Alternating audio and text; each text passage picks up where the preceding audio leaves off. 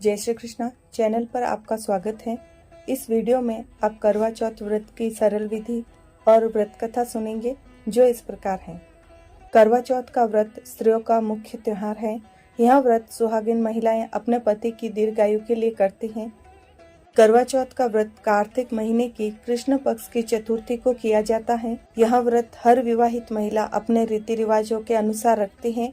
अपने जीवन साथी के स्वास्थ्य और दीर्घायु की कामना भगवान से करती हैं। आजकल यह व्रत कुंवारी लड़कियां भी अपने अच्छे वर की प्राप्ति के लिए रखती हैं। अधिकतर महिलाएं अपने परिवार में प्रचलित प्रथा के अनुसार ही पूजा करती हैं। हर क्षेत्र के अनुसार पूजा करने का विधान और कथा थोड़ी बहुत अलग अलग होती है। कथा सुनने के बाद अपने घर के सभी वरिष्ठ जनों का चरण स्पर्श करना चाहिए, आशीर्वाद लेना चाहिए। रात्रि के समय चंद्र दर्शन करें, अर्घ्य प्रदान करें और फिर पति के पैरों को छूते हुए उनका आशीर्वाद ले। पति भी अपने पत्नी को नेक स्वरूप कुछ न कुछ भेंट देते हैं। करवा चौथ व्रत में पूजा विधि और पूजन सामग्री के लिए एक अलग से वीडियो बनाया गया है, आप डिस्क्रिप्शन में देख सकते हैं। अभी शुरू करते हैं करवा चौथ व्रत कथा। एक नगर में एक साहूकार रहता था। उसके 7 लड़के और 1 लड़की थी।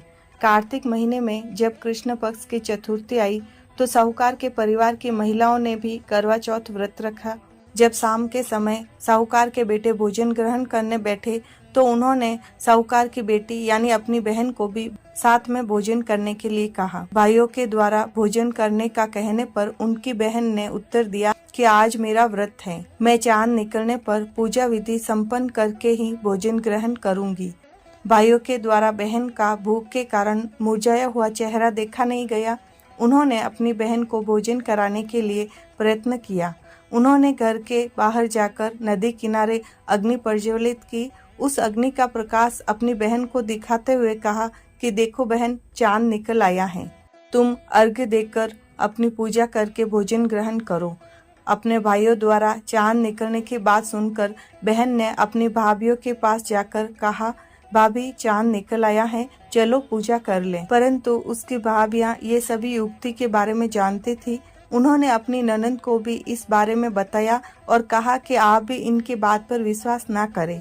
परंतु बहन ने भाभियों की बात पर ध्यान न देते हुए पूजन संपन्न कर भोजन ग्रहण कर लिया। इस प्रकार उसका व्रत खंडित हो गया। चौथ माता तथा गणेश जी नाराज हो गए।